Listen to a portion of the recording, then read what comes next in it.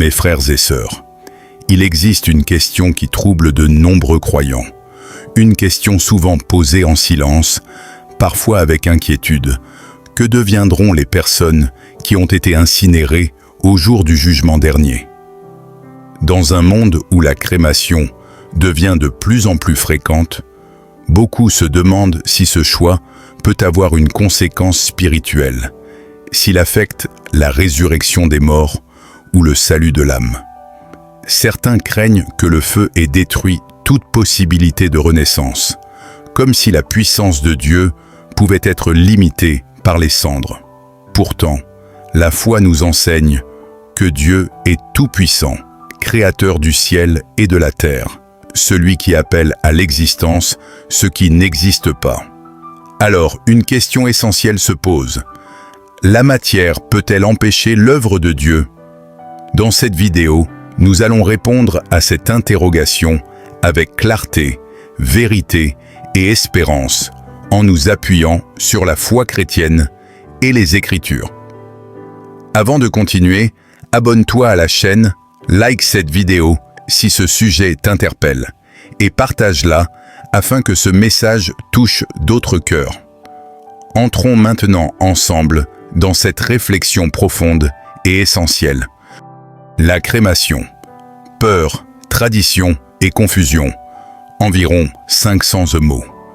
Depuis toujours, l'inhumation a été la pratique dominante dans le christianisme. Le corps était respecté, enveloppé avec soin et déposé en terre dans l'attente de la résurrection. Cette tradition s'est profondément enracinée dans la conscience des croyants et dans la culture chrétienne. Elle symbolise le respect pour la vie humaine et la confiance en la promesse divine de renaissance. Cependant, avec le temps, les mentalités ont évolué. La crémation est devenue de plus en plus fréquente et les raisons sont multiples. Contraintes économiques, manque de place, choix personnels ou familiaux, et parfois des décisions prises par ignorance religieuse. Cette pratique, bien que légale et de plus en plus répandue, suscite souvent une inquiétude spirituelle légitime. Certains se demandent, Dieu pourra-t-il ressusciter un corps réduit en cendres ekoukia, ou la crémation empêche-t-elle la résurrection? Cette peur repose généralement sur une compréhension humaine limitée de la puissance de Dieu. Il est important de se rappeler que la résurrection ne dépend pas de l'état matériel du corps, mais de l'action divine. La Bible nous montre que Dieu peut créer à partir de rien et transformer ce qui est détruit. Ainsi, la crémation n'est pas un obstacle à la résurrection. Un autre point à considérer est l'intention du cœur. La crémation devient problématique uniquement si elle est choisie pour nier Dieu, rejeter la foi ou refuser la promesse de la vie éternelle. En revanche, si le choix est fait avec respect et sérénité, il ne constitue pas un péché. La crémation, comme tout acte humain, doit être évaluée selon l'intention spirituelle plus que selon le geste matériel. Il existe aussi une confusion historique. Dans certaines cultures anciennes, la crémation était associée à des rites païens. Cette association a contribué à la réticence de l'Église qui privilégiait l'inhumation. Mais prudence ne signifie pas condamnation. Le regard de Dieu se porte sur l'âme, les actes et la foi, plutôt que sur la méthode funéraire. Pour conclure cette première partie, la crémation, bien qu'elle suscite des questions, ne doit pas être source d'angoisse. Elle n'empêche pas la résurrection promise par Dieu. La clé réside dans la foi, l'intention et le respect de la vie humaine, même après la mort. Dieu, dans son infinie sagesse et puissance, peut transformer les cendres en vie nouvelle au jour du jugement. Que dit la Bible sur la résurrection des corps? Pour comprendre ce qu'il adviendra des personnes incinérées au jour du jugement, il est essentiel de revenir à la parole de Dieu. La Bible ne laisse aucun doute. La résurrection des morts est une promesse ferme et universelle. Elle ne dépend ni de l'état du corps, ni de la manière dont il a été traité après la mort. Dans le livre de Daniel, il est écrit « Beaucoup de ceux qui dorment dans la poussière de la terre se réveilleront. » La poussière symbolise déjà un corps décomposé, transformé par le temps. Pourtant, Dieu promet le réveil, la vie nouvelle. Cela montre que la résurrection ne repose pas sur l'intégrité physique du corps terrestre. Saint Paul va encore plus loin dans sa première lettre aux Corinthiens. Ce qui est semé corruptible ressuscite incorruptible. Ce qui est semé faible ressuscite plein de force. Ces paroles sont fondamentales. Elles nous enseignent que le corps ressuscité n'est pas une simple restauration du corps ancien, mais une transformation glorieuse opérée par Dieu. Il est important de comprendre que Dieu n'a pas besoin de la matière originale pour agir. Adam a été créé à partir de la poussière, Ève à partir d'une côte, et l'univers tout entier a été créé par la seule parole divine. Si Dieu a pu créer à partir du néant, alors il peut ressusciter à partir de cendres, de poussière ou de restes dispersés. La Bible nous montre aussi que de nombreux corps ont disparu. Certains ont été brûlés, d'autres noyés, mangés par des animaux ou perdus dans la mer. Pourtant, Dieu affirme qu'aucun de ses enfants ne sera oublié. Chaque âme est connue, chaque vie est inscrite dans sa mémoire éternelle. La résurrection est un acte surnaturel, non un processus biologique.